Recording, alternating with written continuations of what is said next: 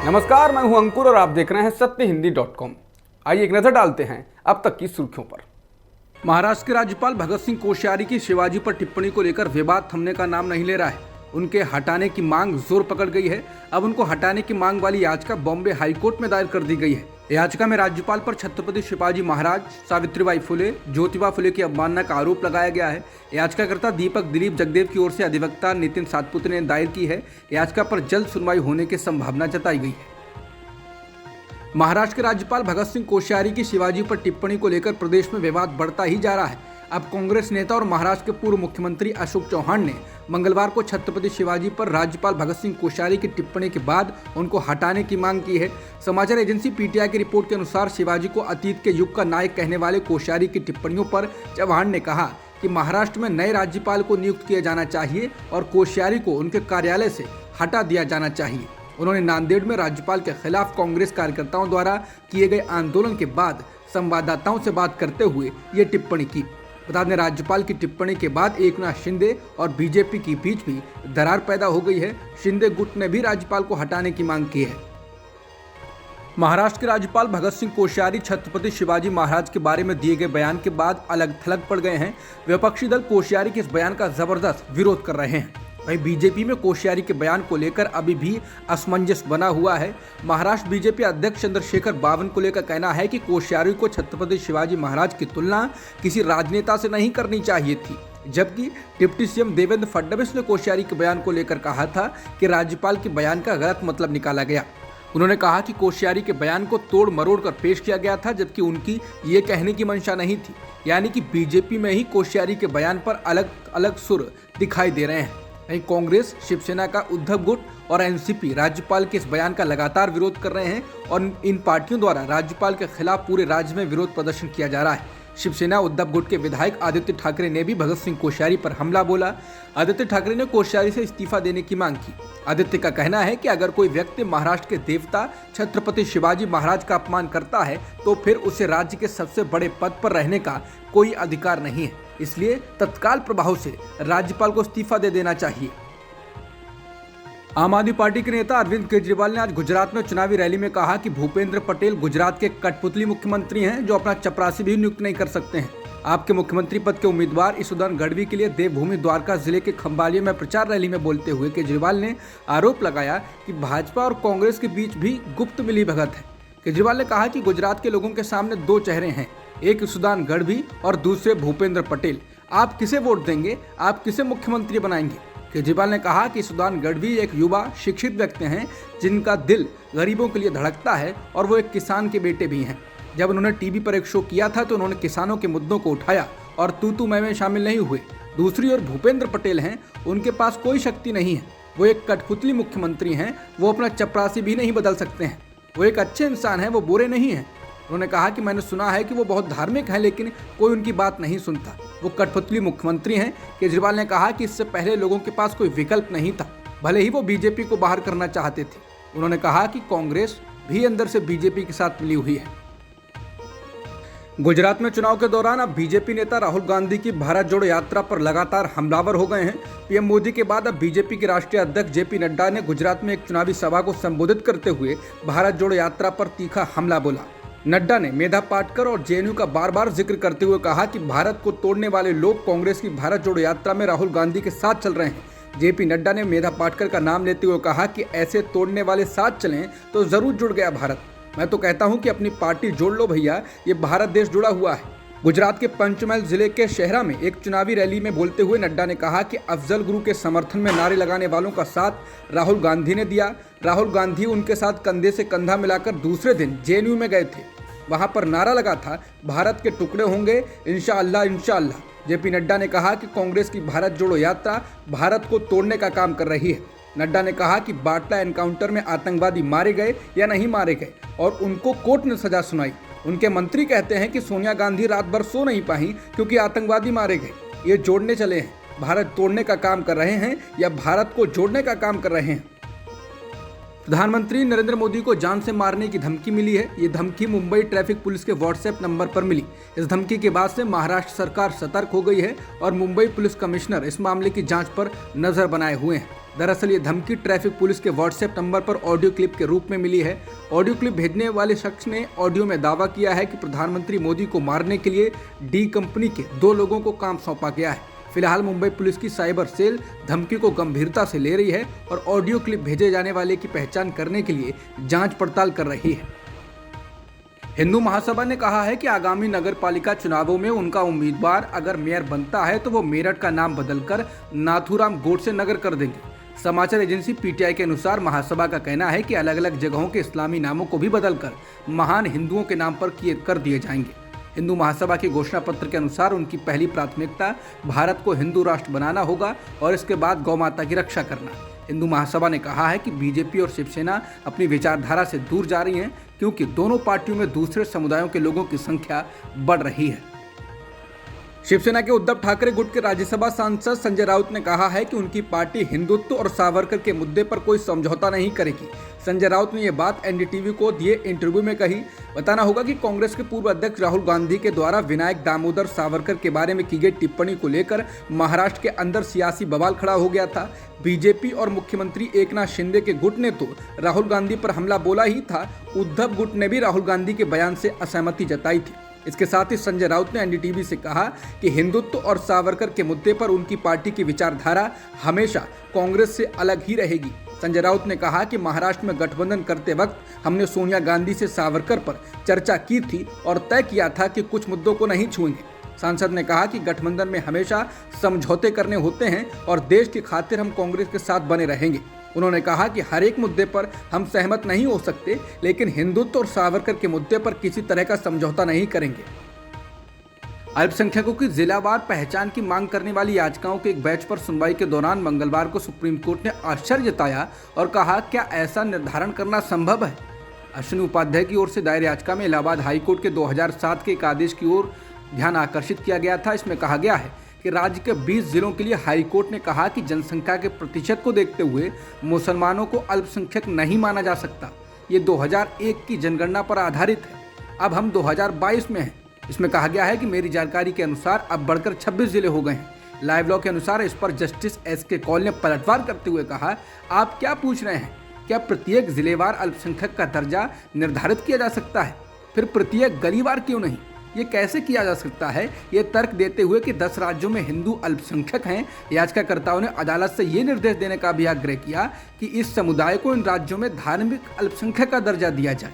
Live law के अनुसार अश्विनी कुमार उपाध्याय द्वारा दायर मुख्य याचिका में राष्ट्रीय अल्पसंख्यक आयोग अधिनियम 1992 और राष्ट्रीय अल्पसंख्यक शैक्षणिक संस्थान आयोग अधिनियम 2004 की संवैधानिक वैधता को भी चुनौती दी गई है।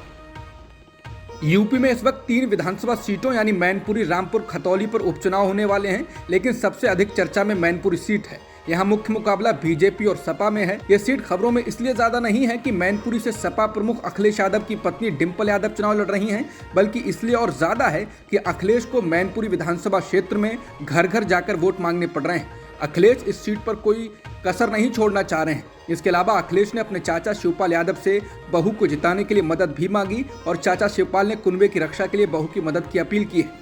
बाकी 2 उपचुनाव हैं जहां अखिलेश को घर घर वोट मांगने जाना नहीं पड़ रहा है और ना वो जाना चाहते हैं। वो रामपुर और खतौली हैं। खतौली में हालांकि जयंत चौधरी की पार्टी राष्ट्रीय लोकदल लड़ रही है, लेकिन गठबंधन की वजह से वहां जाना तो बनता था, लेकिन मैनपुरी ने अखिलेश को व्यस्त कर रखा है। रामपुर को उन्होंने एक खास रणनीति के तहत वहां के मुसलमानों और आजम खान के भरोसे छोड़ दिया है। पूर्व मंत्री आजम खान पर हेट स्पीच की वजह से लगी रोक के बाद ये सीट खाली हो गई। समाजवादी पार्टी के नेता आजम खान को 2019 के हेट स्पीच मामले में रामपुर की सेशन कोर्ट से जमानत मिल गई है। आजम पर आरोप था कि उन्होंने सीएम योगी आदित्यनाथ और एक अधिकारी के खिलाफ आपत्तिजनक टिप्पणी की थी। इसी मामले में सजा के चलते आजम को विधायकी से हाथ धोना पड़ा था। सेशन कोर्ट से उनकी अपील खारिज होने के बाद चुनाव आयोग ने आजम की रामपुर सीट से उपचुनाव घोषित किया है। ईडी ने दिल्ली की एक अदालत में आज कहा कि उसने सत्येंद्र जैन के मसाज वाले वीडियो को लीक नहीं किया है, जबकि जैन के वकील ने आरोप लगाया कि एजेंसी उन्हें बदनाम कर रही है। ईडी की ओर से पेश वकील ने कहा कि ईडी ने एक भी वीडियो लीक नहीं किया। हम निष्पक्ष जांच को लेकर चिंतित हैं। हम ये सुनिश्चित करते हैं कि कुछ भी लीक ना हो या अदालत के आदेश की अवहेलना ना हो। केवल 2 लोगों के पास पेन ड्राइव में वीडियो है। हमारे पास ये 14 दिनों के लिए थी। जैसे ही जैन के वकीलों को इसकी कॉपी मिली, 1 दिन बाद वीडियो लीक हो गया। जैन के वकील ने अदालत को बताया कि उनके आवेदन का जवाब भी मीडिया में लीक हो गया था, सभी राष्ट्रीय चैनलों पर सब कुछ चल रहा है। वकील ने सवाल पूछा, क्या यह जैन द्वारा लीक किया गया है? या तो वो जादूगर हैं और ईडी के पास जो सब कुछ है वो उन्हें मिल जाता है, वो जो चाहें कह सकते हैं, वो जो दिख रहा है उसे दरकिनार कर सकते हैं और हर चीज को सिर्फ इसलिए नकार सकते हैं क्योंकि वो ईडी हैं। जेल में मंत्री सत्येंद्र जैन की मसाज वाले वीडियो के आने के बाद आम आदमी पार्टी ने कहा था कि बीजेपी सत्येंद्र जैन की बीमारी का मजाक बना रही है, उनको डॉक्टर ने रेगुलर फिजियोथेरेपी बताई है। लेकिन अब बीजेपी ने इस मामले में एक और दावा किया है। बीजेपी ने आरोप लगाया है कि दिल्ली सरकार के मंत्री सत्येंद्र जैन की तिहाड़ जेल में मसाज करने वाला शख्स बलात्कार के मामले में अभियुक्त है। मंगलवार को बीजेपी के राष्ट्रीय प्रवक्ता शहजाद पूनावाला ने ट्वीट कर कहा, जो शख्स सत्येंद्र जैन की मसाज कर रहा था उसका नाम रिंकू है और वो कोई फिजियोथेरेपिस्ट नहीं है बल्कि बलात्कार के मामले में अभियुक्त है और उसके ऊपर पॉक्सो और आईपीसी की धारा 376 के तहत मुकदमा दर्ज है। पूनावाला ने पूछा है कि मुख्यमंत्री अरविंद केजरीवाल को जवाब देना चाहिए कि उन्होंने रिंकू का बचाव क्यों किया और ऐसा करके फिजियोथेरेपी को बदनाम क्यों किया। उन्होंने कहा कि आम आदमी पार्टी ने तिहाड़ को थाईलैंड में बदल कर रख दिया है। कांग्रेस सांसद शशि थरूर ने मंगलवार को अपने मालाबार दौरे को जारी रखते हुए पनक्कड़ में यूडीएफ की सहयोगी आईयूएमएल के वरिष्ठ नेताओं से मुलाकात की। इसके साथ ही ये भी कहा कि वो किसी से नहीं डरते हैं और किसी को उनसे डरने का कोई कारण नहीं। मीडिया द्वारा पूछे गए एक सवाल के जवाब में कि केरल में उनके दौरे से किसे डर था, थरूर ने कहा, मैं किसी से नहीं डरता और किसी को मुझसे डरने की कोई जरूरत नहीं है। थरूर की टिप्पणी इन अटकलों के बीच आई है जब कहा जा रहा है कि केरल कांग्रेस के कुछ नेताओं को थरूर को मिल रहे समर्थन से आशंका होने लगी है। कहा जा रहा है कि पार्टी में थरूर के विरोधियों को लगता है कि अपने कार्यक्रमों के जरिए वो राज्य में 2026 के विधानसभा चुनावों के लिए खुद को कांग्रेस के नेतृत्व वाले यूडीएफ के मुख्यमंत्री पद के उम्मीदवार के रूप में स्थापित करने की कोशिश कर रहे हैं। इसी क्रम में रविवार को युवा कांग्रेस द्वारा संघ परिवार और धर्मनिरपेक्षता के लिए चुनौतियां संगोष्ठी पर कथित रूप से अघोषित प्रतिबंध लगा दिया गया।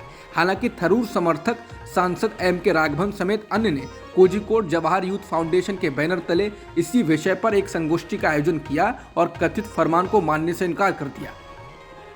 प्रधानमंत्री नरेंद्र मोदी ने आज रोजगार मेला कार्यक्रम में वीडियो कॉन्फ्रेंसिंग के जरिए हिस्सा लिया। इस कार्यक्रम के दौरान पीएम मोदी ने 71,000 से अधिक युवाओं को नौकरी के नियुक्ति पत्र सौंपते हुए कहा कि पिछले एक महीने में एनडीए शासित राज्यों और केंद्र शासित प्रदेशों में इसी तरह के अभियान चलाए गए हैं। उन्होंने कहा कि डबल इंजन वाली सरकारों का डबल लाभ है। युवाओं को नियुक्ति पत्र सौंपने का अभियान निरंतर जारी रहेगा। बता दें, मोदी ने जून में विभिन्न सरकारी विभागों और मंत्रालयों से अगले 1.5 साल में मिशन मोड पर 10 लाख लोगों की भर्ती करने को कहा था। हालांकि विपक्ष मोदी सरकार पर रोजगार और इन 10 लाख नियुक्तियों को लेकर भी हमलावर है। उसका कहना है कि मोदी ने हर साल 2 करोड़ रोजगार देने की बात कही थी, अभी तक 16 करोड़ हो जाने चाहिए थे। बता दें, द हिंदू खबर की रिपोर्ट के मुताबिक सेंट्रल सेक्रेटरीट सर्विसेज फोरम ने लिखा है, पीएम मोदी द्वारा 2023 के अंत तक लगभग 10 लाख नौकरियों की घोषणा के बावजूद सेक्शन अफसरों के लगभग 45% पद 2013 के बाद से ही खाली पड़े हैं। असम मेघालय के बहुचर्चित समझौते के चंद महीनों बाद आज मंगलवार 22 नवंबर को दोनों राज्यों की सीमा पर हिंसा हुई, फायरिंग भी हुई, जिसमें 6 लोग मारे गए हैं। असम के वन रक्षकों पर आरोप है कि उन्होंने कथित तौर पर मेघालय के 5 लोगों को गोली मारकर हत्या कर दी। मेघालय के सीएम ने प्रेस कॉन्फ्रेंस कर घटना की जानकारी दी, जबकि असम ने चुप्पी साध ली है। असम के सीएम गुजरात विधानसभा चुनाव में स्टार प्रचारक बनकर घूम रहे हैं। मेघालय असम बॉर्डर पर मुरोक गांव से कुछ लोग लकड़ी लेकर लौट रहे थे। ये विवादित क्षेत्र है।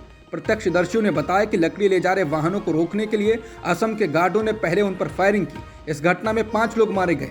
असम के वन सुरक्षा गार्ड के भी मारे जाने की खबर है। इस घटना की सूचना पड़ोस के गांव को मिली। वहां से भारी तादाद में लोग आ गए और उन्होंने जबरदस्त पथराव किया। दोनों तरफ हालात तनावपूर्ण हैं। असम पुलिस ने भी अब मोर्चा संभाल लिया है। भीमा कोरेगांव के अभियुक्त प्रोफेसर आनंद तेलतुंबडे को जमानत देने के बॉम्बे हाईकोर्ट के फैसले को एनआईए ने सुप्रीम कोर्ट में चुनौती दी है। हाल ही में 18 नवंबर को बॉम्बे हाईकोर्ट ने भीमा कोरेगांव हिंसा मामले में अभियुक्त प्रोफेसर आनंद तेलतुंबडे को जमानत दे दी थी। हालांकि राष्ट्रीय जांच एजेंसी यानी एनआईए के अनुरोध पर हाईकोर्ट ने आदेश पर 1 हफ्ते तक रोक लगा दी थी ताकि एजेंसी सुप्रीम कोर्ट में अपील दायर कर सके। आनंद तेलतुंबडे को साल 2020 में गिरफ्तार किया गया था। प्रोफेसर तेलतुंबडे के खिलाफ मुख्य आरोप थे कि वो नक्सलियों से पैसे ले रहे थे और उनकी विचारधारा को फैलाकर उनके लिए नए सिपाही तैयार कर रहे थे। हालांकि आनंद तेलतुंबडे ने अपनी गिरफ्तारी पर सवाल उठाए थे। वहीं अब जब बॉम्बे हाई कोर्ट से उनको जमानत का आदेश आ गया है तो एनआईए ने इसका विरोध किया है। सुप्रीम कोर्ट एनआईए की अपील पर 25 नवंबर को सुनवाई करेगा। श्रद्धा हत्याकांड मामले के अभियुक्त आफताब पूनावाला की रिमांड को 4 दिनों के लिए बढ़ा दिया गया है। इससे पहले कोर्ट ने दिल्ली पुलिस को 5 दिनों की रिमांड दी थी। मंगलवार को एक विशेष सुनवाई के तहत आफताब को पुलिस ने कोर्ट में पेश किया।